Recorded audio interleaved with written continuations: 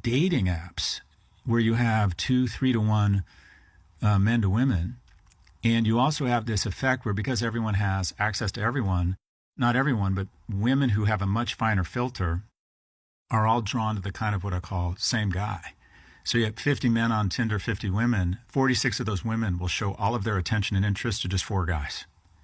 So it's great to be in the top 10% on a dating app if you're a guy. The bottom 90, it's really difficult. And the bottom half of men on dating apps, where now 1 and 2 relationships begin, get validation that they have absolutely no worth in the dating market. What is up, everyone? My name is C. Welcome to the C Talks channel. If you're new, don't forget, like, comment, share, and subscribe. Appreciate every single person that's been watching lately. All right, that was Scott Galloway, NYU professor, and I want to call him a male rights activist, talking about why dating apps are so crabby for men. So let's get into it. Scott Galloway talks about how dating apps have a 3-to-1 male to female ratio. I'm pretty sure he's talking about Tinder. I've talked about Tinder demographics in the past. Last time they did a survey on Tinder users, Tinder was 76% male, 24% female. To give you guys a bit more perspective, if Tinder was a room of 100 people, men and women, it would be 76 men competing for 24 women. So you can just imagine how competitive that room is if you're a man trying to get a woman. Now, if you're a woman in that room, you can just sit back, relax, and all the guys are going to come to you. That's why women love dating apps. Scott continues to talk about how on online dating, all of the women are attracted to the same type of guy. I'm not a big red pill nerd,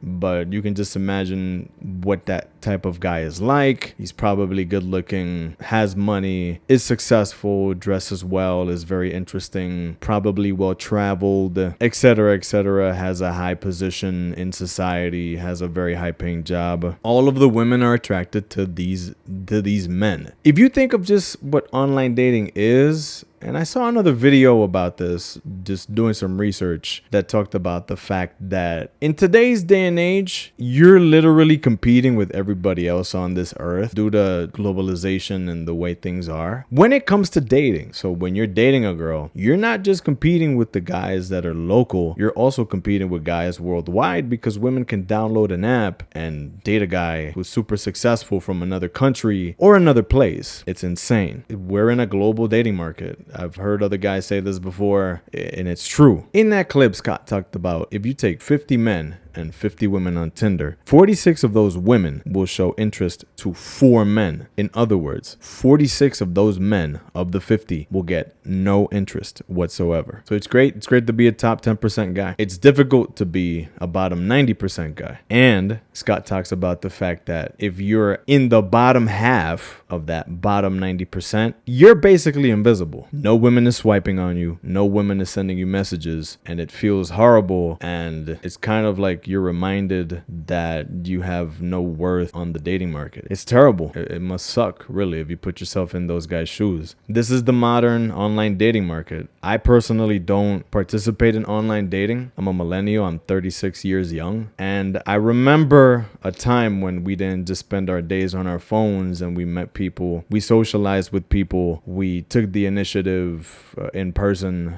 I'm very anti-dating app. You can see my other videos where I talk about just how anti-dating app I am. One of the big reasons why I'm an anti-dating app person is there's things that you can't show online. I'm going to give you guys some examples. Scent. I love to wear colognes. I have a cologne collection. You are not going to know that by meeting me online or seeing a picture of me on the internet. That's one thing I can't show online. I can put my 6-pack up online. That's just physical. There's other things that you're not going to see that I possess online. I have a lot of charisma and personality, and I'm very well spoken. I can't show that online. As much as I want to maybe record a video and put it up on the dating profile showing how well I can talk, I'm not going to do that because most of them won't let me, and it would be a waste of time. It's something that I can't display online. I can dance well. I can dance really well. I take dance classes. I've been dancing for a while. I'm a pretty good dancer. I can't show that online. I'm not going to record myself dancing and then put it up, but I can dance well. These are reasons why I've always been anti-dating app. So if you guys haven't been following my videos, or if you guys just don't know, recently Bumble's been having a lot of woes and Tinder stock has been going down. There's a push to go away from online dating, and I think it's a great thing. The purpose of dating apps initially was to make things easier. That's not the case anymore. If you're on a dating app, you're probably experiencing incredible difficulty trying to meet somebody online, and I think that's why a lot of people are just becoming more anti-dating app, which is a great thing. Thumbs up. Dating apps are evil, and their whole goal is to keep you single and online. If you really think about it, it does not benefit any app if you download the app, if you meet somebody and you have a relationship with them, a long-term relationship. Because why? You would have to delete the app. You are done. If your goal was to meet a partner and you downloaded Tinder and you met the person, you hit it off and things went well, what reason do you have to be on Tinder anymore? You would delete it. But no, dating apps are very gamified. It's kind of like being in a slot machine. That's how they keep you hooked, but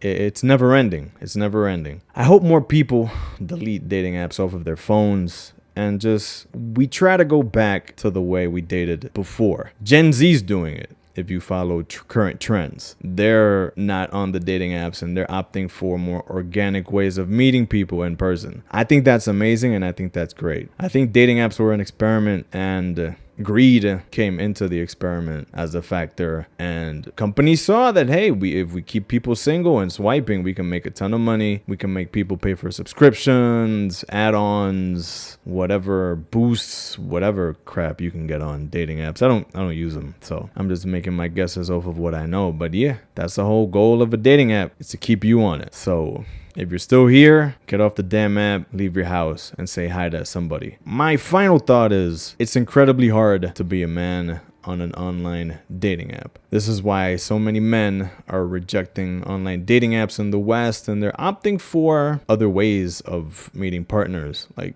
leaving their homes, joining clubs, maybe even becoming passport bros. I also see the perspective that it's hard to be a woman on online dating, so I don't judge, but I think we're at a turning point, and I hope that more people delete the apps. Dating apps are broken. I think that they don't have anyone's best interests at heart. They don't want you to meet people because then they can make money off of you, so you might as well not use them. They just want your money. They're companies that make profits. They're not non-profits. They're for profit. They want your money. All right, my name is C. Appreciate you all watching. If you liked this video, you'll also like this other video up on the screen. I will be back with more videos soon. Peace.